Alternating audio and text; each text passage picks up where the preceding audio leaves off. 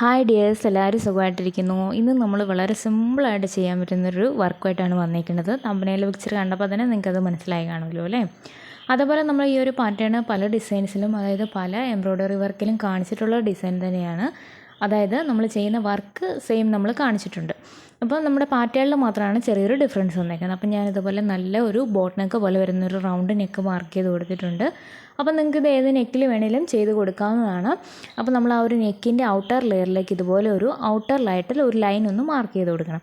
അതിനുശേഷം നമ്മൾ leaf pattern ആണ് കംപ്ലീറ്റ് ആയിട്ടും ഫോളോ ചെയ്യുന്നത്. അപ്പോൾ സെൻറ്ററിൽ നമ്മൾ ഇതുപോലെ മുകളിലേക്കും താഴേക്കും 2 ലീഫ് ഒന്ന് വരച്ച് കൊടുക്കാം കേട്ടോ. അതിനുശേഷം നമ്മൾ 2 സൈഡുകളിലേക്കും ഇതേപോലെ ലീഫ് ഒന്ന് വരച്ച് കൊടുക്കുകയാണ്. ചെറിയ ചെറിയ ഗ്യാപ്പ് ഇട്ടിട്ട് വരച്ചാൽ മതി, ഒരുപാട് അടുപ്പിച്ച് വരയ്ക്കണമെന്നില്ല. അപ്പോൾ ഇതേപോലെ നമുക്ക് 2 സൈഡുകളിലേക്കായിട്ടും ലീഫ് വേണം വരച്ച് കൊടുക്കാനായിട്ട്. ഇനി നമുക്ക് അടുത്ത സൈഡിലേക്കും ഇതേപോലെ തിരിച്ച് ഇപ്പുറത്തെ സൈഡിലേക്ക് വരുന്ന രീതിക്ക് വേണം വരച്ച് കൊടുക്കാനായിട്ട്. അപ്പോൾ നമുക്ക് സിമ്പിളായിട്ട്, അതായത് വരയ്ക്കാനൊന്നും അറിയില്ല, പാറ്റേൺ ഒന്നും വരയ്ക്കാൻ അറിയില്ല എന്ന് പറയുന്നവർക്ക് വരെ ചെയ്യാൻ പറ്റുന്ന ഈസി ഡിസൈനാണ് കേട്ടോ ഇത്. വളരെ ചെറിയ സമയം കൊണ്ട് എല്ലാവർക്കും ചെയ്തെടുക്കാൻ പറ്റുന്ന ഒരു ഈസി ഡിസൈനാണ്. അപ്പോൾ നമുക്ക് ഇതിന് വേണ്ടിയിട്ട് കട്ട് ബീഡ്സ് മാത്രമേ ആവശ്യമുള്ളൂ. അപ്പോൾ ഇതുപോലെ ഞാൻ നല്ലൊരു ഗോൾഡൻ ഷെയ്ഡിലുള്ള ഒരു കട്ട് ബീഡ്സാണ് എടുത്തേക്കുന്നത്. ഒരു യെല്ലോയിഷ് ഷെയ്ഡ് വരുന്ന ഗോൾഡൻ കട്ട് ബീഡ്സാണ് ഞാൻ എടുത്തേക്കുന്നത് കേട്ടോ. അപ്പോൾ ഇത് കളറൊന്നും പോകത്തില്ല, നല്ലൊരു ബീഡ്സാണ്. പിന്നെ അതുപോലെ നമ്മൾ സാധാരണ എടുക്കുന്ന പോലെ നോർമൽ നീഡിൽ നമ്പർ 12 കൊടുത്തിട്ടുണ്ട്. ഇനിയിപ്പോൾ നമുക്ക് സ്റ്റിച്ച് ചെയ്ത് തുടങ്ങാം.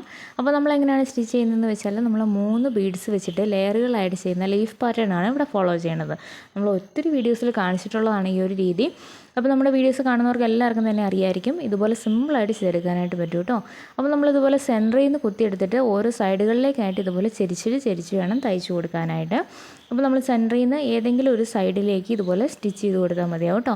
അപ്പോൾ ഞാനിപ്പോൾ 3 ബീഡ്സാണ് ഒന്നിച്ച് കോർത്തെടുത്തേക്കുന്നത്. 3 ബീഡ്സ് വീതം കോർത്തെടുത്തതിന് ശേഷം 4 ലെയറുകളായിട്ടാണ് ഇത് ചെയ്തെടുക്കുന്നത്. അപ്പോൾ നമ്മൾ ലെയർ ചെയ്യുന്നത് എങ്ങനെയാണെന്ന് നമുക്കറിയാമല്ലോ. അതായത് ഒന്നിന് മുകളിൽ കുറച്ച് മുകളിലായിട്ട് നിൽക്കുന്ന രീതിയിൽ വേണം അടുത്ത ലെയർ ചെയ്യാനായിട്ട്. അപ്പോൾ ഈ ഒരു രീതിക്ക് വേണം നമ്മുടെ ആ ഒരു ലെയറുകൾ നിൽക്കാനായിട്ട്. അപ്പോഴേ നമുക്ക് ആ ഒരു ലീഫ് പാറ്റേൺ അതുപോലെ തന്നെ കിട്ടത്തുള്ളൂ കേട്ടോ.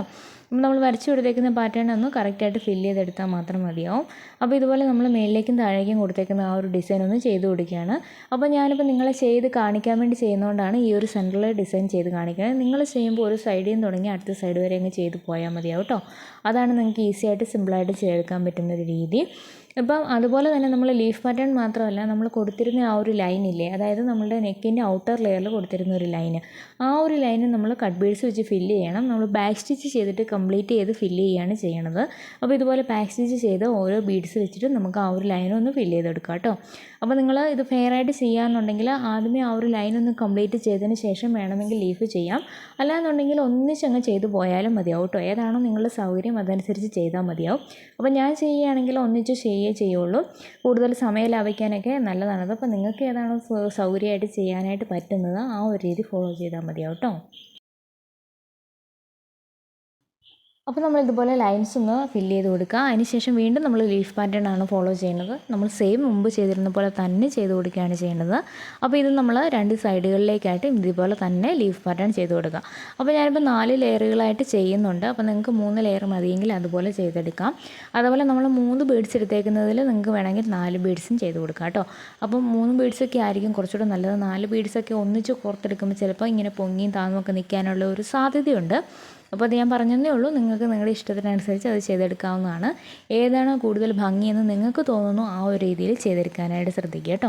അപ്പോൾ ഞാൻ പറഞ്ഞ പോലെ നമ്മൾ ഒരുപാട് വീഡിയോസിൽ ഈ ഒരു പാറ്റേൺ കാണിച്ചിട്ടുള്ളതാണ്. അപ്പോൾ പല രീതിയിൽ നമുക്ക് ഈ ഒരു ലീഫ് പാറ്റേൺ ചെയ്തെടുക്കാവുന്നതാണ്. പല രീതിയിലുള്ള ഡിസൈൻസ് നമുക്ക് ഫില്ല് ചെയ്തെടുക്കാവുന്നതാണ്. നല്ല ഈസി ആയിട്ട് തന്നെ ചെയ്തെടുക്കാനായിട്ട് പറ്റുന്ന ഒരു ഡിസൈൻ അല്ലേ. അപ്പോൾ എല്ലാവർക്കും ട്രൈ ചെയ്ത് നോക്കാനായിട്ട് പറ്റും.